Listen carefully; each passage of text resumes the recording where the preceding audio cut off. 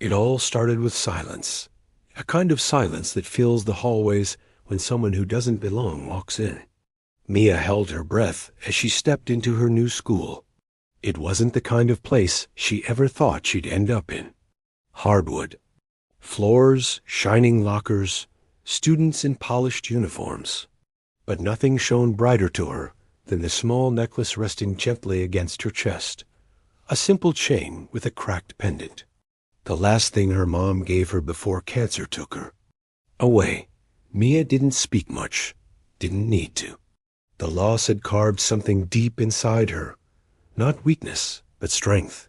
Quiet strength. A kind no one notices. Until it's too late. Her first week passed like a shadow. No friends, no enemies.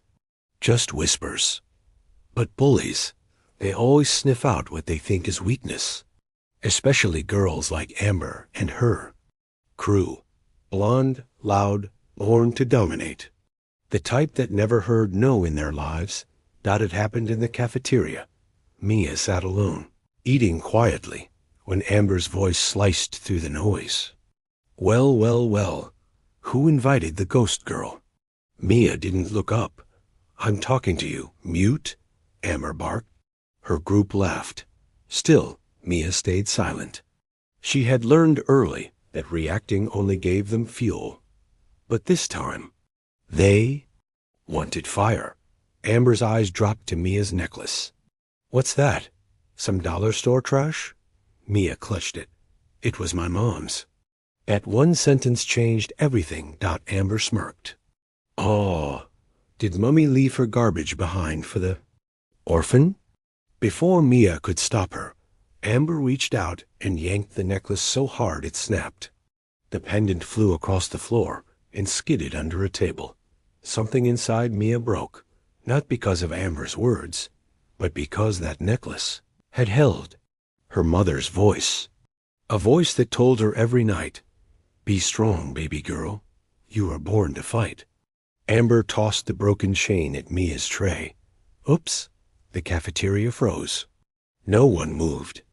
No one breathed. Mia slowly stood up, staring at the floor. Amber laughed. What, gonna cry? Gonna run to a teacher?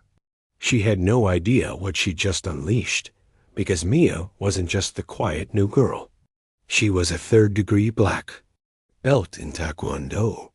And her sensei was her mom. The same mom who used to whisper during late-night training sessions, you don't fight to hurt, you fight to protect. But if they ever cross that line, don't hold back. And today, someone crossed that line. For a second, there was no sound, no words, not even laughter, just Mia. Standing completely still, Amber turned to her friends with a smug grin. She's frozen, pathetic. But Mia wasn't frozen. She was calm, dangerously calm. She bent down, picked up the snapped chain from her tray, and gently placed it in her pocket. Her movements were slow, controlled, like she'd done this 1,000 times, not in the cafeteria, but in the dojo. One of the boys in Amber's group. Jake scoffed. What's she gonna do? Meditate us to death? Wrong move. Amber leaned forward again, about to flick Mia on the forehead, when Mia caught her wrist, not roughly, just enough to stop her. Amber's eyes widened. Let go. But Mia didn't. She raised her head and finally locked eyes with Amber for the first time.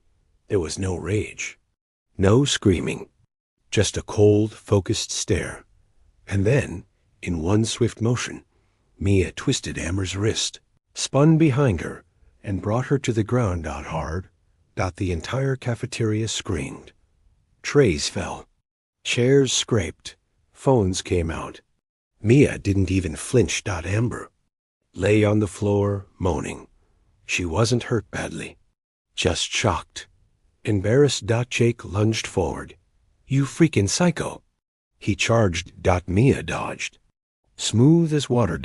She stepped aside, grabbed Jake's arm mid-swing, and flipped him flat on his back with a textbook shoulder throw. Gasps echoed across the room. Someone whispered, She's trained, like seriously trained. Jake couldn't. Get up. He groaned in pain. Wind knocked out of him. Amber, still on the floor, screamed, "Get her! Don't just stand there." That's when two more of her friends, Chris and Tyler, tried to surround Mia. She took a deep breath. Her mother's voice echoed again. Use your balance, your mind, your control, not anger. Chris ran in first, sloppily, thinking he could grab her. Mia didn't hesitate. One step forward, side kick straight to the chest. He flew back. Into a table, knocking over trays and people. Tyler froze. He raised his hands. Hey, I didn't even touch you. But it was too late. Not because Mia attacked, but because the principal had walked in, and what she saw was 4 students on the floor, and one girl, standing still, not even breathing hard. Everyone turned to Mia, like she was some kind of myth. The principal's voice was sharp. What on earth happened here? All at once, the cafeteria came alive, dozens of voices yelling at once. She flipped him. Amber broke her necklace. She beat them all. She's a black belt. Amber sat up, her voice full of fake pain. She attacked us. She's violent. She belongs in jail. The principal turned to Mia. Is this true? Mia said just one sentence. Check the security cameras. Mic drop. The security office was dead silent. The principal leaned over the monitor, her brows furrowed, arms crossed. Behind her stood Amber, arms folded, lip trembling, playing the innocent victim. Mia stood on the other side, her face calm, her knuckles red. The footage played. First, Amber flicking food at Mia. Then, her snatching the necklace. Then, the moment she ripped it off. And then came the fury. Mia's takedown was fast, clean, and precise. There was no anger, just skill. Controlled, defensive, calculated. The principal slowly turned her head. Amber's fake tears stopped instantly. I didn't mean, she started. You assaulted her first. The principal said coldly. You provoked her, destroyed something personal, and escalated it with your group. Amber's mouth opened, but no sound came out. You're suspended, immediately, and we'll be calling your parents. What? But she sent Jake. Flying. The principal stood tall, and he ran at her. Aggressively. On camera. Amber looked like she'd swallowed a brick. And Mia, the principal said, turning toward her. You're free to go. You were defending yourself.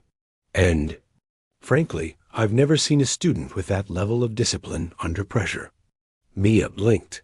She wasn't used to justice coming this fast. As she turned to leave, Amber hissed under her breath. This isn't over. Mia paused. She didn't even look back when she replied, You're right. It's just beginning.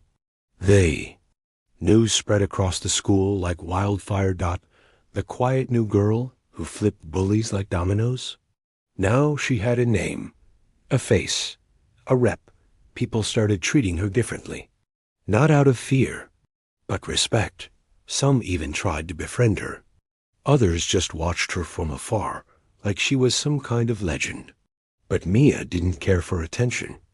She just wanted to stay focused, train harder, and somehow fix the broken necklace that was the last memory of her mother. After school, she visited a small jewelry shop downtown. It was dusty, old, filled with history. The man at the counter was elderly and kind. When she placed the snapped necklace down, he adjusted his glasses, looked at it carefully, and then looked at her. This is very old. Very special, he said softly. Who gave it to you? My mom. He nodded, like he already understood everything. I'll fix it. No charge. But no, some things are sacred. That night, Mia trained harder than she had. In weeks. She replayed the fight over and over again in her mind. Not with pride, but precision. She knew Amber wouldn't stop. People like her, they don't back down. They regroup, retaliate. And Mia wasn't going to be caught off guard. Again, she unrolled the worn mat in her garage, lit a single candle, and began her kata. Every move was sharp, controlled, furious, but in the quiet. A memory returned, her mom's voice. That final lesson before she passed, "The world isn't fair, Mia, but you can be." That stuck with her more than any punch or kick. But what Mia didn't know was that Amber had already made a phone call to someone dangerous, someone who didn't care about school rules and didn't play fair, someone who wasn't coming to fight in the cafeteria. Next morning felt different. The air outside was still. Even the usual school buzz seemed quieter. Mia walked through the gates like always, backpack tight on her shoulders, expression unreadable, but her senses were sharp. She'd felt it before in tournaments. That hush before the storm. She reached her locker and noticed something strange. People weren't just watching her anymore. They were avoiding her, like they knew something was about to go down. At first, Mia brushed it off until she saw Amber standing at the far end of the hallway. But this time, Amber wasn't alone. She had a smirk, yes, but not the fake kind she wore in front of teachers. This was different. Standing beside her was a boy, tall, muscular, tattoos peeking from under his sleeves. A transfer student? No. One had seen before. Who's that? Mia heard someone whisper. I think his name's Travis. Amber's cousin. Just got out of juvie. Wait, juvie? Yeah. Heard he got expelled from 3 schools already. Mia didn't blink. She just turned toward her locker, but Travis was already walking her way. Slow, heavy boots. Intent in his eyes, Amber leaned back and called out, Hope you're not as scared as you look, karate girl. Thought I'd bring someone who doesn't lose to little girls. Travis stopped just a foot away from Mia. You're the one. Who put my cousin on the floor? Mia didn't respond. I don't hit girls, he said with a mocking smirk. But you? You're not just some girl. You're a problem. He leaned closer. One that needs correcting. Mia finally looked up at him, dead calm. You think hurting me makes you strong? She asked. He chuckled. No, beating you in front of. Everyone will. But Mia didn't flinch, didn't move, didn't panic. Instead, she said something that caught Travis completely off guard. You won't be the first. Just then, a teacher came around the corner, and the tension broke for a moment. Travis backed off, pretending like nothing had happened. But as Mia walked to her first class, she knew this wasn't over. She knew exactly what was coming. Lunch. It was always the center stage. This time, it felt like a cage. Mia sat alone, eyes scanning the room. Everyone was on edge. People whispering, holding phones up, waiting for a show. And then Travis appeared. He walked straight to her table. Amber behind him, filming. Jake and the others limping but laughing. Travis didn't waste words. Get up. Mia looked at him. Why? Because you and me, we're going to dance, right now. He cleared the center of the cafeteria with one wave of his arm. People started chanting, Fight! Fight! Fight! Teachers weren't around, like they'd been tipped off to leave. This was all planned. Maya stood slowly. Her heart wasn't racing. It was steady. Her breathing calm. She looked at the pendant around her neck, fixed, shining gently against her chest. She stepped forward. Travis cracked his knuckles. You got one chance. Apologize for what you did to my cousin. Mia shook her head. I don't bow to bullies. And that's when he charged. Fast, hard. Like a street fighter. Wild, untrained, brutal. He threw a right hook. Mia ducked. Slid. Under. Spun. And struck him clean in the ribs with a sidekick so sharp He stumbled back 2 steps. The cafeteria erupted. Travis growled. Charged again. Swinging wildly. Mia dodged. Blocked. Countered with a reverse elbow that clipped his jaw. Travis staggered. Furious now, he grabbed a tray, tried to smash it. Mia leapt back, then launched forward with a flying roundhouse so precise. It landed dead center of his chest. Boom. He crashed onto a table, completely winded. The noise died. People froze. Phones were filming. Teachers were now running. Amber dropped her phone in shock. Mia didn't stand over him. She didn't smile. She just looked at him, still calm, and whispered, "Tell your cousin. I don't need to shout to be dangerous." Silence. You could hear a pin drop in the cafeteria as Travis lay on the floor. Gasping, stunned. Teachers finally broke through the crowd, screaming for space, waving phones down, rushing to the scene. One of them bent down to check on Travis. Dazed but conscious, Amber stood frozen. Her lips moved, but no words came out. Mia didn't run, didn't hide. She simply stepped back, breathing steady, waiting for the consequences. The principal arrived seconds later, her heels echoing like gunshots against the tile. What on earth is going on here now? A dozen students started talking at once. She was attacked. He came at her. She warned him. The principal raised her hand. Enough. She turned to Mia. I need you in my office, now. Mia sat across the principal in the same chair where Amber had sat just a few days ago. But this time, it wasn't as clear-cut. I saw the footage, the principal began. Again, and yes, it shows Travis charging you. Mia waited. But this can't keep happening. Self-defense or not, you just hospitalized a student. Mia nodded slowly. He tried to hit me. I know, the principal said.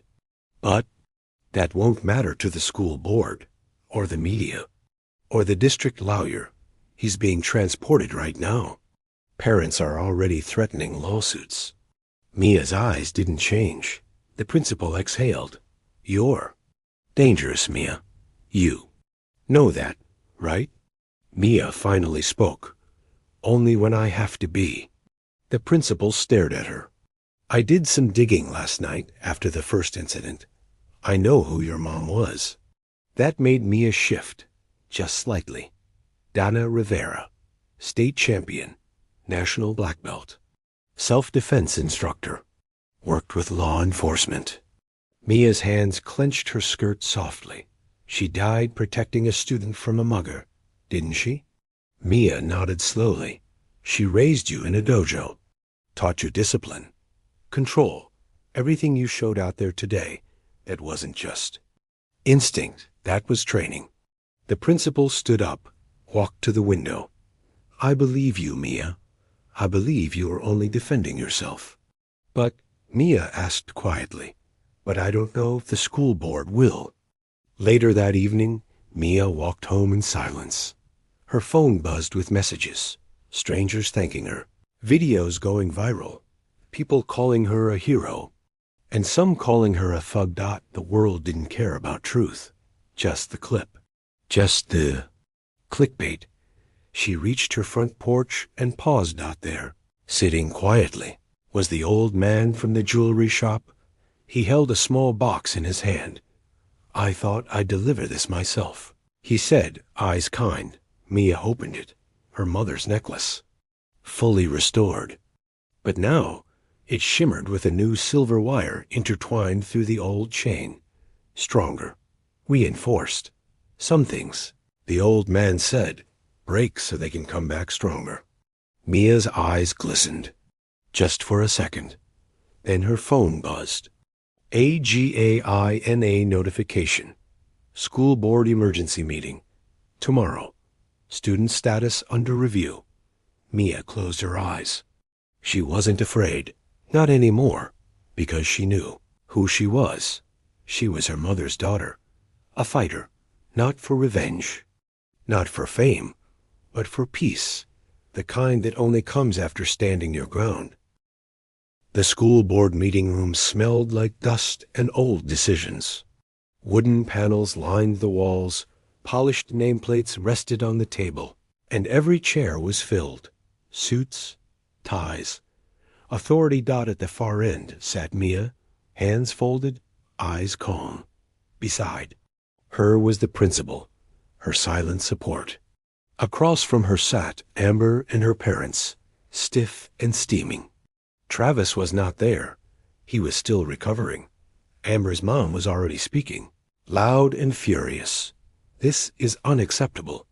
That girl is violent, dangerous, and doesn't belong in a normal school. She sent my nephew to the hospital. One board member looked down at the report. It says here your nephew charged at her first. She should have de-escalated, not performed some ninja spin kick. She acted in self-defense, the principal cut in. We have clear footage, multiple witnesses. She didn't strike first in either incident. Amber scoffed. She's just pretending to be innocent. Mia finally spoke. I didn't pretend to be anything. Her voice was soft, controlled. I tried to be invisible, quiet. I didn't want to hurt anyone. I never have. But I won't stand there and let people rip apart what little I have left of my mother. Not again. A few board members looked at each other. Mia reached into her pocket and gently placed the necklace on the table in front of them. This was hers. She was killed protecting a student she barely knew. I only wear this because it reminds me of what she taught me, to stand when no one else does. She met every eye in the room, one by one. I didn't come here to fight, but I won't back down from people who think they can walk over others and laugh. The room went quiet. Amber's father leaned forward. What kind of school allows violence to go viral on the internet? She's a ticking time bomb. Mia's gaze didn't break. Then maybe teach your daughter not to light the fuse. Silence. Cold. Real. One of the older board members, a woman who hadn't spoken much, finally leaned forward and cleared her throat. I remember Dana Rivera, she said. She trained my niece in self-defense, taught her confidence, saved her from an abusive boyfriend. If you inherited even a fraction of your mother's strength, Mia, you deserve to stay here more than anyone. Amber's mouth dropped open. The final vote was called. Each member gave a nod. One by one. Until it was unanimous. Mia would stay. No expulsion. No record. No punishment. Justice. Real justice. As Mia left the room, students lined the hallway, not clapping, not cheering. Just standing, watching her. Not as a threat, but as a symbol. One girl stepped forward, a freshman with nervous hands. Can you teach me? She asked quietly. Mia paused, then nodded. Yeah, I can. Weeks passed. Mia started a small self-defense class after school, free, open to anyone. Bullies didn't disappear overnight, but they disappeared from her path. Amber? Transferred. Travis? Still recovering, but quieter now. The necklace? Worn every day, stronger than before.